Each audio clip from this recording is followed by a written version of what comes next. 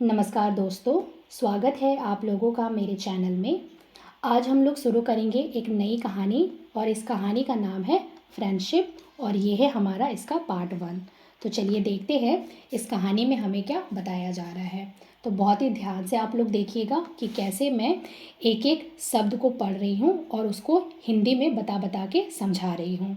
तो चलिए शुरू करते हैं। लिखा है गजराज द एलिफेंट, मतलब गजराज हाथी लिव्ड रहता था। ये जो लिव्ड है ये हमारा लिव वर्ब का पास्ट फॉर्म है। लिव का मतलब होता है रहना, और जब हम लोग इसको पास्ट के टाइम के लिए यूज़ करते हैं तब लिखते हैं लिव्ड। और यहाँ पे ये वर्ब के सेकेंड फॉर्म में यूज़ किया गया है, इसलिए ये सेंटेंस को सिंपल पास्ट टेंस का सेंटेंस बना रहा है। तो लिखा है कि गजराज हाथी रहता था। कहाँ रहता था? इन द बेस्ट बूथ, सबसे बेहतरीन बूथ में। इन मतलब में, बेस्ट सबसे बेहतरीन, और ये जो बूथ है, बूथ हम लोग इस तरीके के रहने की जगह को बूथ बोलते हैं। ये ऐसे छोटा सा घर होता है और इस छोटे से घर में एक जानवर को अपना आराम से रखा जाता है। तो यहाँ यही लिखा है कि गजराज हाथी सबसे बेहतरीन बूथ में रहता था। किसके? ऑफ द रॉयल स्टेबल्स, शाही स्तबल के। रॉयल मतलब होता है शाही, स्टेबल्स का मतलब होता है स्तबल, और ऑफ मतलब होता है का। और ये जो स्टेबल्स है हमारा कुछ इस तरीके का दिखता है। ये ऐसे बड़ा सा घर होता है और इस बड़े से घर के अंदर में एक छोटा छोटा कमरा बना होता है और उसी एक छोटे छोटे कमरे में एक एक जानवर को रखा जाता है। तो यहाँ पे यही लिखा है कि गजराज हाथी शाही स्तबल के सबसे बेहतरीन बूथ में रहता था। द किंग, राजा, वॉज था, क्या था? फॉन्ड ऑफ गजराज, गजराज का शौकीन। फॉन्ड मतलब होता है किसी चीज़ का शौक रखना। एंड और ही, उसने, हैड ऑर्डर्ड, आदेश दिया था।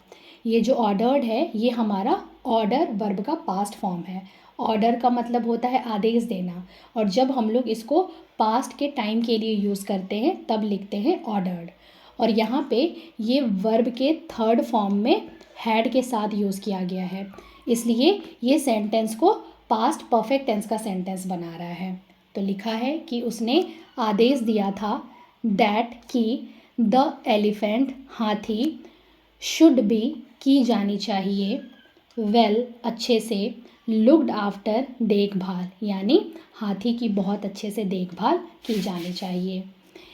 इन स्पाइट ऑफ, के बावजूद, रॉयल, शाही, कंफर्ट्स, ऐसो आराम, यानी ऐसो आराम के बावजूद, गजराज वॉज, गजराज था, क्या था? सैड, दुखी, बिकॉज, क्योंकि, ही हैड, उसके पास था, नो फ्रेंड्स, कोई भी दोस्त नहीं, मतलब उसके पास कोई भी दोस्त नहीं था।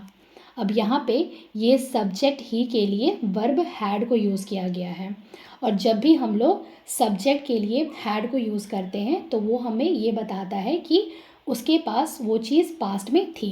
तो यहाँ पे हमें बताना चाह रहा है कि उसके पास कोई भी दोस्त नहीं था। द माहौत, यानी महावत। ये जो माहौत है इसका मतलब होता है महावत, और महावत हम लोग उसको बोलते हैं जो हाथी की देखभाल करता है या जो हाथी को चराता है। और या एलिफेंट ट्रेनर, हाथी को ट्रेनिंग देने वाला। वॉज था, द ओनली वन, सिर्फ वही, ही, वह, एवर, अब तक, इंटरैक्टेड विथ, मिला था, यानी महावत या हाथी को ट्रेनिंग देने वाला ही अब तक था जिससे वो मिला था, वो यानी हाथी। द माहौत यानी महावत, वॉज था, क्या था? अ काइंड मैन, एक दयालु आदमी। काइंड का मतलब होता है दयालु और मैन का मतलब होता है आदमी। हु, जो, सर्व्ड, देता था या सेवा करता था, गजराज, फूड, गजराज को खाना, यानी महावत एक दयालु आदमी था जो हाथी को खाना देता था। हाथी यानी गजराज को खाना देता था। ये जो सर्व्ड है ये हमारा सर्व वर्ब का पास्ट फॉर्म है। सर्व का मतलब होता है देना या सेवा देना, और जब हम लोग पास्ट के टाइम के लिए यूज़ करते हैं तब लिखते हैं सर्व्ड। और यहाँ पे ये वर्ब के सेकंड फॉर्म में इसको यूज़ किया गया है, जो सेंटेंस को सिंपल पास्ट टेंस का सेंटेंस बना रहा है। एंड और गेव हिम अ बाथ, उसको नहलाता था। गेव अ बाथ का मतलब होता है नहलाया, और ये गिव अ बाथ वर्ब का पास्ट फॉर्म है, और यहाँ पे ये इसको सेकंड फॉर्म में यूज़ किया गया है। हिम यानी उसको, उसको यानी हाथी को। कहाँ पे?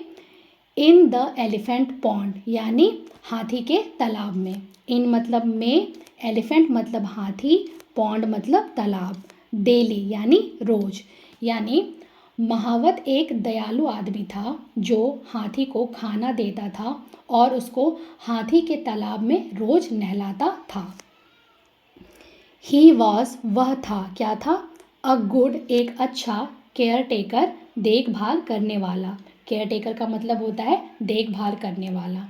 बट लेकिन, नॉट अ फ्रेंड, एक दोस्त नहीं था। आई विश, काश, आई हैड, मेरे पास होता, अ फ्रेंड, एक दोस्त, आई कैन प्ले विथ, मैं खेल सकता।